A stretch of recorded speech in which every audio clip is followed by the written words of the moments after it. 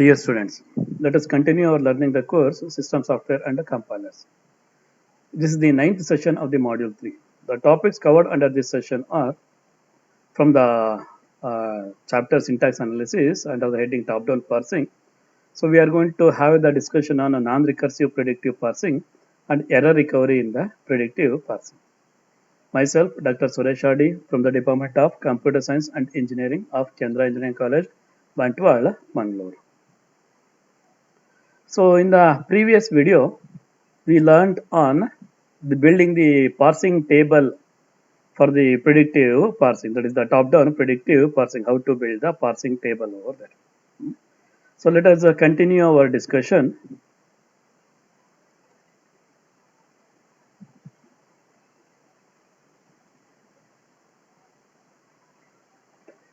Let us continue our discussion. So and we will I will study the algorithm for the non-recursive predictive parsing. So which is going to use the predictive table which was explained in the last class. So in the non-recursive predictive parsing, how it will work? So if we go with the non-recursive predictive parsing, so it is also called as a table-driven predictive parsing. The main requirement for this algorithm is you need to construct a predictive parsing table is the first one. So using the first and the follow set, so we need to first construct the table. The table is called as the predictive parsing table. And input for this algorithm is in string W and the parsing table M. So now the output will be whether that W is in whether W is will be parsed, whether the input is a valid one or it is an error, That is the output of this one. So how this algorithm will work? Fine. So if you go through the diagram, so it is a quite simple one. So now here on the input side, so we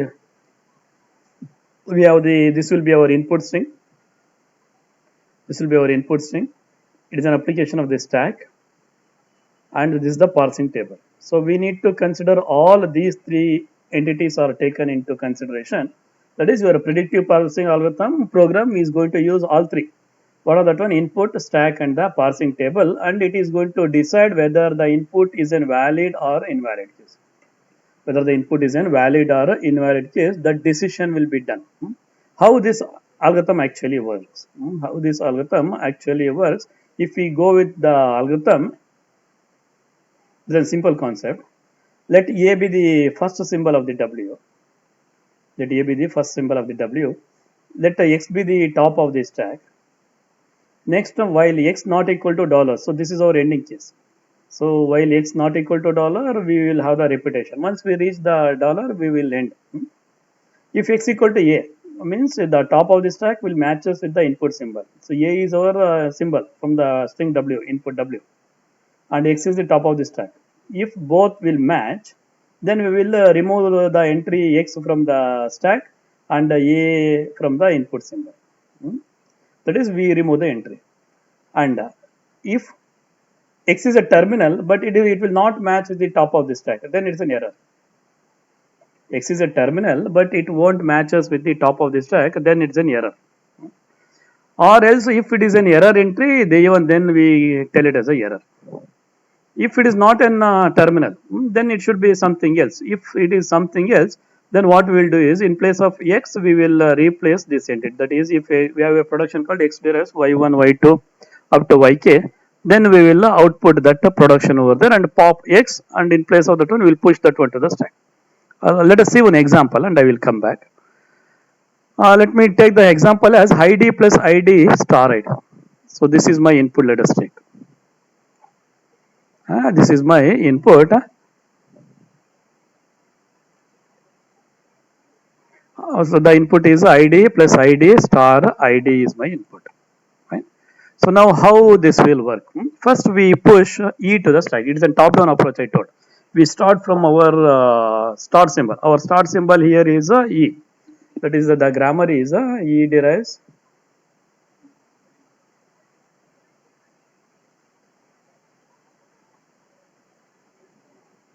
The grammar is E.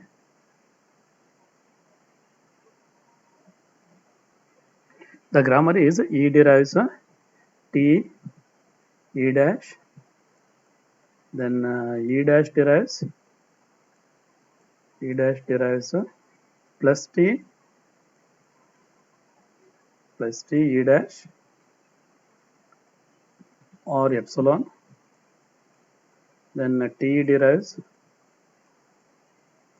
F T dash, then T dash derives star F T dash or epsilon, F derives open parenthesis E and the close parenthesis are the ID. So this was our grammar, right?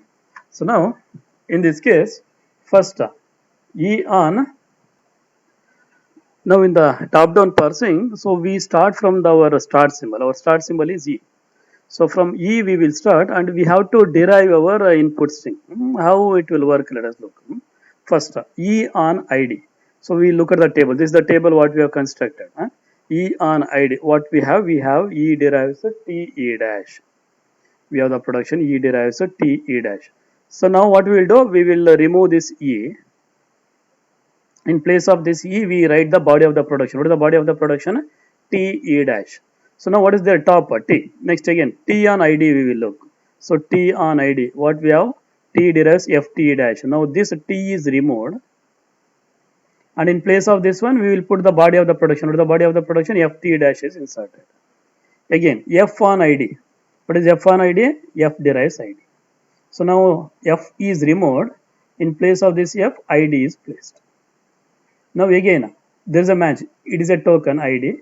It is a token ID. We will match. So that is discarded. So whenever there is a match, when the input symbol will match us with the top of the stack, it will be removed.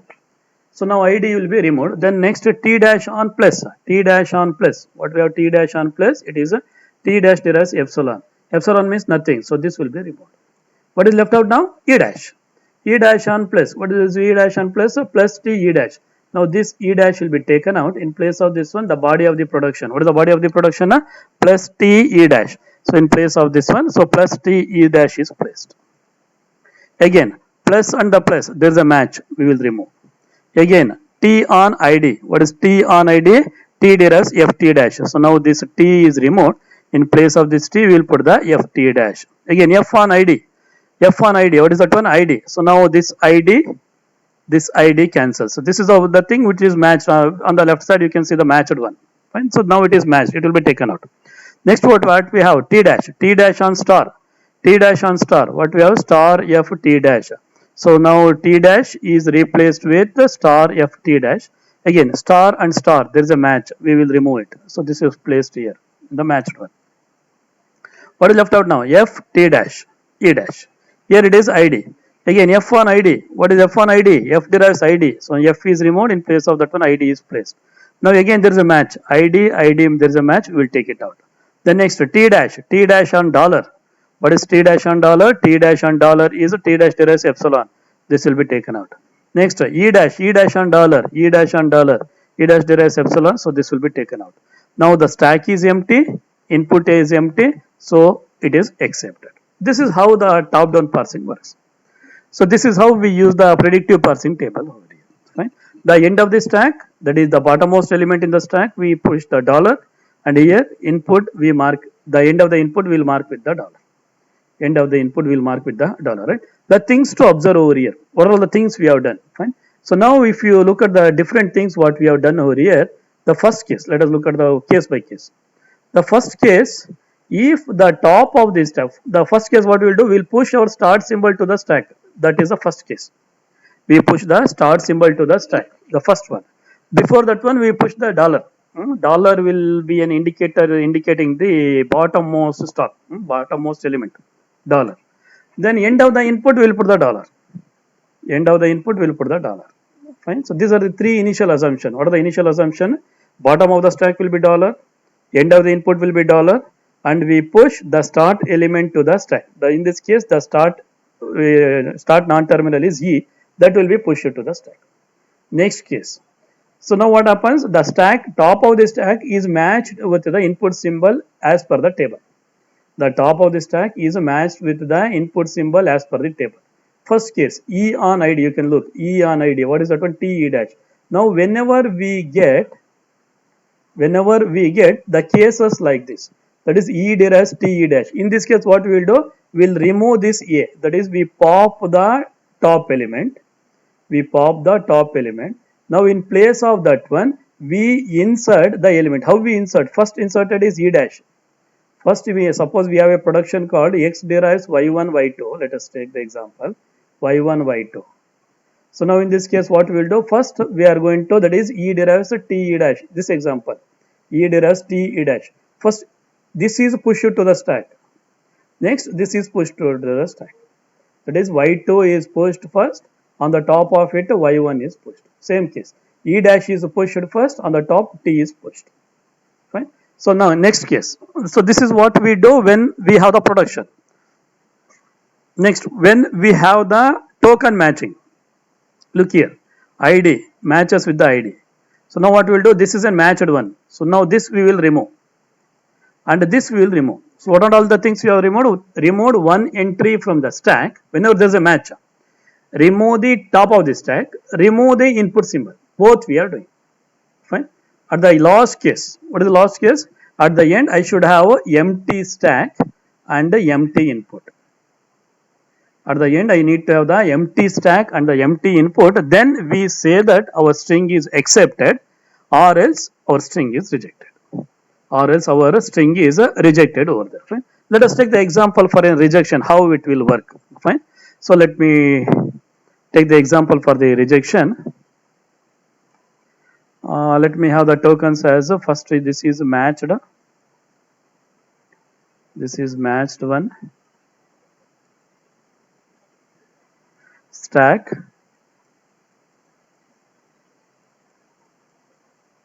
Input. And the action. Input and the action. Right? So initially nothing is there in the match. I will push the start symbol, that is E to the stack, and the dollar will mark the end of the stack. Then input, let it be, I will take it as ID star plus ID and the dollar. Fine. So now let us look how it will work. How it will be get rejected. First, the first case, E on ID. What is E on ID? E derives T E dash. Now this E is removed. In place of this E, I will put the T E dash. T E dash dollar. This will continue as it is. ID star plus ID dollar. Again, T on ID. What is T on ID? What is T on ID? FT dash. Now this T is removed. In place of this T, we will push the FT dash. FT dash E dash dollar. This will be as it is. ID star plus ID dollar. Then next.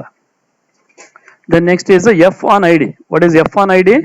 F derives ID. So now in place of this F, ID I will put this one plus T dash E dash dollar. Then here ID star plus ID dollar. Now there is a match. ID is matched with this ID. So matched one is ID. Now what is left out here? T dash E dash dollar. Here it is a star plus ID dollar. Again, T dash on star. What is the T dash on star? Where is T dash on star? T dash on star. What we have? Star F T dash. Now in place of this T dash, I will write it as a star F T dash E dash dollar, this is a star plus ID dollar. Now again there is a this star, right? So now again there is a match. Star and the star, they are matched. These two are matched. So now this will come to the matched side. The matched side is now ID and the star. Now what is left out? F T dash E dash dollar. Here it is a plus ID dollar. Now what we have, F1 plus. What is F1 plus? It is not defined. Look over here. It is blank. So whenever there is a blank, it is an indication that it is an error. So then we will announce that it is an error. When we get the blank, we will announce that it is an error. Neither stack is empty nor input is empty. Neither stack is empty nor input is empty. So now the compiler will announce that it is an error. Fine. What was our input? ID star plus ID is an error. Fine. This is how the parsing will work. Fine. Here we won't use the recursion. In place of that one, the table will be generated and that table is used. In place of the recursion, the table is generated and that table is used to check the errors. Is used for checking the errors. Fine. So I hope now the method is clear. So now let us go back and look at the algorithm. Fine. So now this is our algorithm. Fine. The method is quite simple. First one, let A be the input symbol from the W. W is our input. W is our input. The next, X be the top of the stack. Initially we start with the start symbol, that is our E. Fine. Then next, while X not equal to dollar means till you reach the end of the stack. Till you reach the end of the stack. So that is, this will be repeated. Means until all the input or the stack is completed, this will be repeated. Or else you should get an error. The next one, if X equal to A, that is if the top of the stack matches with the terminal, then what we have done, we removed the top and we discarded the element from the W and we will move to the next symbol. And we will move to the next symbol. Fine. That is whenever there is a match in the terminal, we remove the stack, we pop the stack and A will be the next input symbol, means we will move forward. It is a terminal. X is a terminal, but it is not matching with the top of the stack. Then it is an error. X is a terminal, but it is not matching with the top of the stack. In those cases, it is an error. Fine. The next case, if it is an error entry means blank space. So if I get a blank in the table, then it's an error again. If the table entry is blank, then it's an error. Fine. So this error and this error are different. Let me take the simple example over here. So now I need to have the ID plus ID star ID, something I need to have, right? ID plus ID I need to have. Fine. So now I will do the ID. There is a match. So ID is removed. Then I have the plus. So what are the possibility for the operator? I can have the plus, minus, star. So minus I am not using in this example. It is a plus, star, parenthesis, open, close, and the ID I need to have. So if I get anything other than this one, by mistake I given as a slash over there. Fine. So now in my input, in place of plus, I have the slash. Yeah, I have the slash. So now what happens? It will not. So that is the top is in the here I am getting the plus. I am getting the plus or the star, but here I am getting the slash. Fine. That is the terminals are not matching. So when this will happen, when your input as additional tokens other than the one which is listed in the grammar.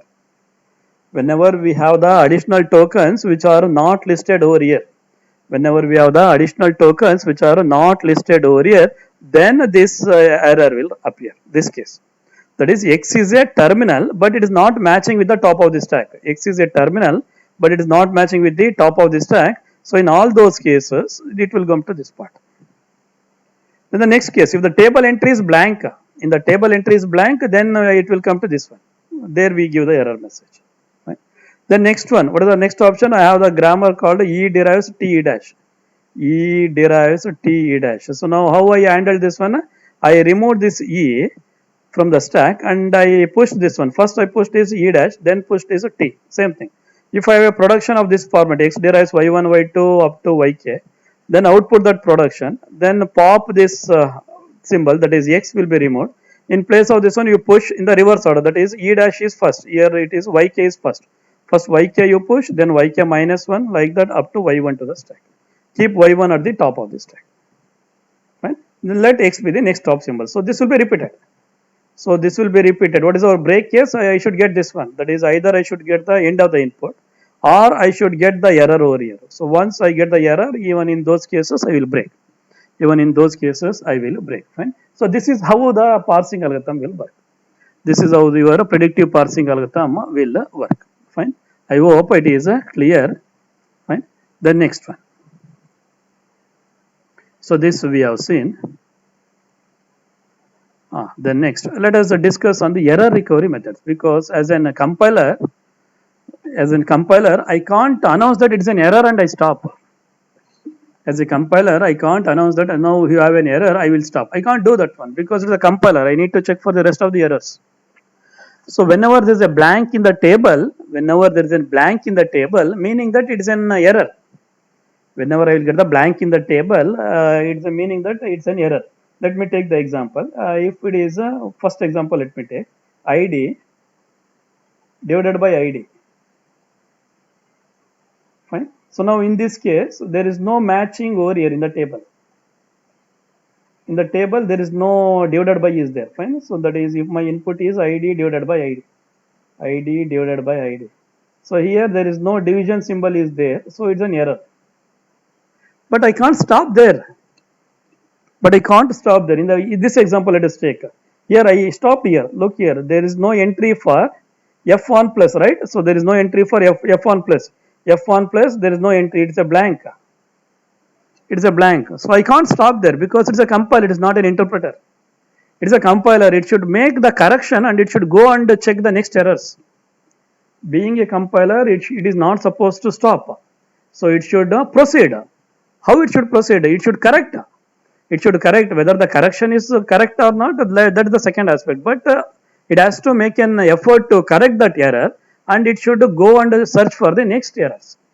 It should go and search for the next errors. Fine. So that will be your error recovery. That will be your error recovery in the predictive parsing. Fine. So under that one, the first one is your panic mode. So there are 4 different error recovery strategies we have studied. One is your panic mode. Other one is phrase level recovery. Other one is error productions, and other one is the global correction. This we have done at the beginning of this module, if you remember.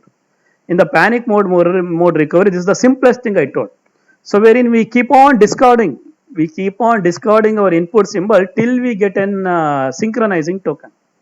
Till we get the synchronizing token, we keep on discarding our input symbols. But the problem with this method is some of the errors may be left unidentified. Some of the errors may be left unidentified over there. In the phrase level recovery, what we will do, we will try to make a local correction. That is, we will replay. It can be insert, it can be delete, or it can be change. Fine. So depending on that current scenario, we are going to apply the method and we try to correct it locally. That is your phrase level recovery. Fine. So let us see the first one. That is your panic mode recovery. How that panic mode recovery can be constructed over here. Fine. That is error recovery in the predictive parsing. Here in the error recovery, fine, that is what happens in the error is detected during the predictive parsing table when the terminal on the top of the stack does not match the next input symbol, first case, or when the terminal is on the top of the stack and A is the input symbol and it's an error. Error means blank entry. And if it is an entry, that is the parse table entry is blank. These are the 2 different errors. Either it will not match. Example id slash id. Here it won't match because slash is not there.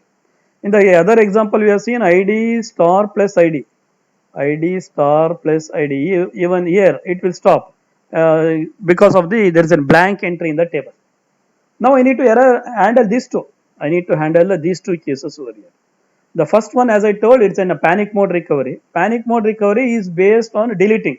That is skipping the symbols on the input until you get a synchronizing token. So synchronizing token, if you remember, normally we told it is the end of the line, semicolon, or it can be in your close bracket. Fine. So these things we call it as the synchronizing tokens. And where they will be there at the end. they will be there at the end. So now which will mark as the end? That is the follow set. That is the follow set will mark as the end. The follow set will mark as the end. Fine. So that is the first step what we'll do. In the first step of the error recovery, so we search for the synchronizing set. That synchronizing set is nothing but your follow set. Now look at the first and the follow which we got for the symbols. Fine. So the first and the follow, let me list again. First and the follow. The first of E is first of E, T and the F. All these are open and the ID. All these are open and the ID. Then first of E dash is will be your plus and the epsilon. And then first of T dash is T dash was star and the epsilon.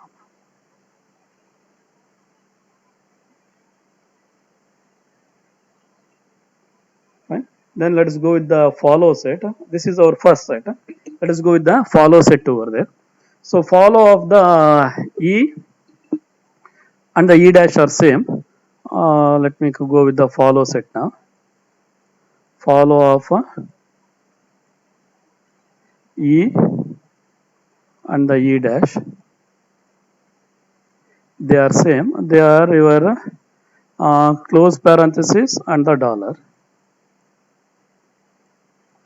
Close parenthesis and the dollar. Then the follow of T and the T dash are follow of T and the T dash are plus close parenthesis and the dollar. Then the follow of EF will be along with this one, we will have the star plus close and the dollar. Right. So now at the beginning stage, what we will do is we place all the symbols in the follow set. We place all the symbols in the follow set. What are the first? Let us look at the follow set of E here. We left blank. Fine. So now for that one, what are that one? Closing and the dollar. We will write it as it is a synchronizing token. It is a synchronizing token. That is a synchronizing token. We call it as a synchronizing token over there. Fine. Again, for the E dash, it is done. Then T for the what is the follow of T plus closing and the dollar plus we will write it as a synchronizing token. Synchronizing means till we get the symbols, it will be get discarded. The input we are going to discard. The input we are going to discard. That is a synchronizing token. It is a synchronizing token.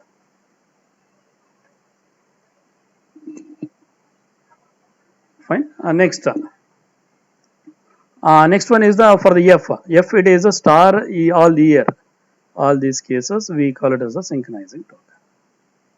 Star plus and the closing and the dollar.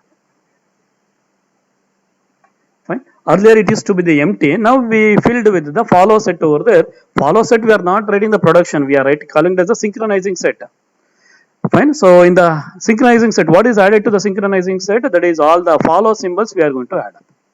All the follow symbols we are going to add up. Fine. Then next one. Fine. That is the first step. As a starting point, place all the symbols in the follow set into the synchronizing set of the non-terminal. That is, if we skip the tokens until the element in the follow set is seen, then you pop the A from the stack. Fine. So that will be done. That is the first step. Second one, just to putting the follow is not enough. Fine.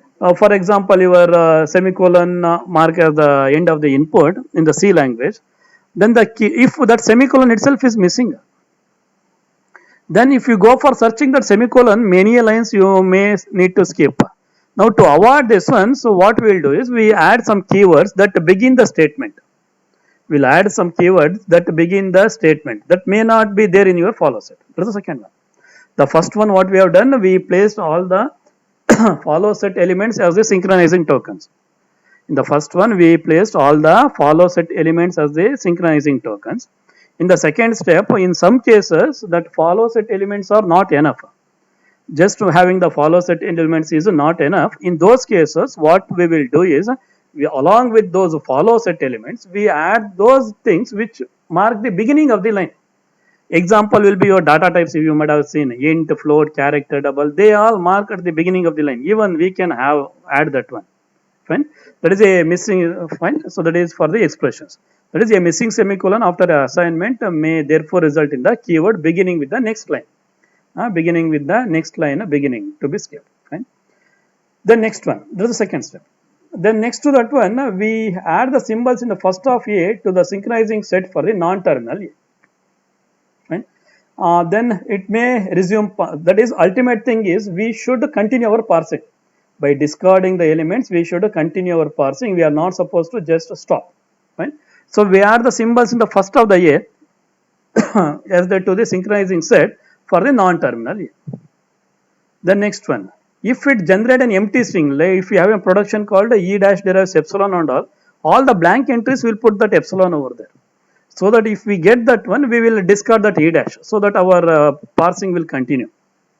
Our parsing will continue. That is, if we have a production which is, if we have a production which is deriving epsilon for that non-terminal. Fine. So now we add that one also over there. So now in this about table, if you take, fine. So now we have the production. There are many places it will be left empty. Look here, star. It is left empty. In all these cases, we will add that production. E dash derives epsilon. So epsilon means what? We will try to remove the top of the stack so that the parsing will continue. It is not supposed to stop. It should continue. For that one, from which side you are going to remove, that is very important. You remove from the stack side or you remove from the input side. Which side you are going to remove? That is very important. That is, if you have a production which is deriving epsilon, then we add that one to all the things. We add that one to all the things. The next one, if a terminal is on the top of the stack, cannot be matched. If it cannot be matched, if you, the simple method is you pop the terminal. You pop the terminal from the input or you remove the element from the stack. Both options. So you remove the terminal on the top of the stack cannot be, if it cannot be matched, then you pop the terminal and saying that the terminal was inserted and you continue your parsing. Fine. So these are the different methods what we follow so that we will continue our parsing. We will continue our parsing in the panic mode. Panic mode stands for deleting the element. Panic mode is deleting the elements. So how long we should get delete? Till we get the synchronizing set. So what to do for the synchronizing set? Add the elements in the follow set as the synchronizing element, the first method. Second method, you add the next element, first of the next element are also as a synchronizing set. Then next method, that is the first two methods. Even then, if it is not able to parse, if it is not able to parse, then if you have a production which is deriving the epsilon, then you apply it. If you have a production which is deriving the epsilon, you apply that one. Even then, if it won't match, then you remove it. If there is a terminal on the top of the stack, you remove it. If there is a terminal on the top of the stack, you remove it. Fine. Now let us look how it will work. Fine. So now this is the table what is constructed on adding the synchronizing tokens. For E, earlier only we used to have these two. Then we add the synchronizing tokens. These are the follow of the E. Then E dash directly we have done. T dash T follow of the T we have added over here. These are the synchronizing tokens. T dash directly written. F, these are the synchronizing tokens. Now let it be the input. Fine. So now we have the E dollar. First it is matching with the close parenthesis ID star plus ID. Now we have a token, but it is not matched with the top of the stack because in the top of the stack I have the E. And I don't have the production entry for this one. I don't have the entry for it. E on close parenthesis. What I have? E as close parenthesis is synchronizing. Synchronizing means what? You remove it. You remove the closing parenthesis. What is left out now? E on ID. You process it. E on ID is present. T E dash. You do it. Next T on ID. You do it. F on ID. You do it. ID. There is a match. You put it to the matching case. Then next T dash on star. T dash on star. It is a star F T dash. Again star there is a match. You remove it. Now F on plus. Earlier it was error. Now F1 plus is what? F1 plus is your synchronizing token. So synchronizing token means you remove it. F1 plus is a synchronizing token. You remove F, you remove the F over there. It is a synchronizing token. You remove the F. Next, T dash on plus. T dash on plus is a plus T E dash. Sorry, T dash on plus is epsilon. So remove the T dash. Next, E dash on plus, plus T E dash. So plus there is a match, you remove it. Then again T on ID is a FT dash, F on ID is ID, you do it. So till you get the complete the thing. Fine. This is what we will do. Fine. That is we try to continue. So earlier what we used to do, whenever we used to get the error, we were stopping. We stop and we will announce that it's an error. But in the error recovery, you should continue. How we will continue? Either we discard from the input side or we discard from the stack side by adding the synchronizing tokens. So what is that synchronizing token? Normally the follow set will add it as a synchronizing tokens. If it is not sufficient, we add the first of the next element as a synchronizing tokens. Even if it is not sufficient, if you have a production deriving epsilon, that we will apply. Even if it is not sufficient, if the token on the top of the stack is not matching, then we will remove it. Fine. So these are the different methods what we apply for recovering from the errors. Fine. So this will be regarding your panic mode recovery, wherein we try to remove the element, and we try to generate the, we try to continue the parsing. The second level method of recovering is your phrase level recovery, wherein we try to make local corrections. How we will do? The phrase level recovery is implemented by filling the blank entries in the table with the pointers to the error routine. So if this happens, suppose F1 plus, I don't have the entry, then I will write a pointer over here that will call a error, that is it's an error routine, it will call. So now in that error routine, it will, we are going to tell what is the correction I need to make, whether I should insert or I need to delete or I need to change. Those routines will be written over there. Those routines will be written over there. Fine. That is, the options are either I can change, insert or delete the symbols from the input and issue the appropriate error message. And they may also pop the element from the stack, alteration of the stack elements or pushing the new symbols to the stack. Fine. First, the steps carried out by the parser might not be corresponds to the derivation of any word in the language at all. Second, it must ensure that there is no possibility of an infinite loop. These two things you should keep in mind. Right? That is, you are expecting something, it is giving us something that should not happen, and it won't lead us to the infinite loop. Fine. So, keeping these two in mind, we can go for designing the functions for the error level recovery. Fine. These are the different methods what we use for the error recovery. Either it can be in panic mode recovery or the phrase level recovery. Fine. So this completes the top-down parsing. In the next video, let us start with the bottom-up parsing. So in this presentation, we started with the non-recursive predictive parsing, wherein in place of recursion, the constructed predictive table is used. Then next, we learned the various error recovery strategies in the predictive parsing. Fine. So under that one, we studied the panic mode recovery and the phrase level recovery. The references for this presentation are taken from the textbook Alfred V. Ho, Monica Islam, Ravi Sethi and the Jeffrey D. Ullman. These are the authors. The textbook is Compilers, Principles, Techniques and the Tools. It is in Pearson publication, second edition, 2007. Thank you.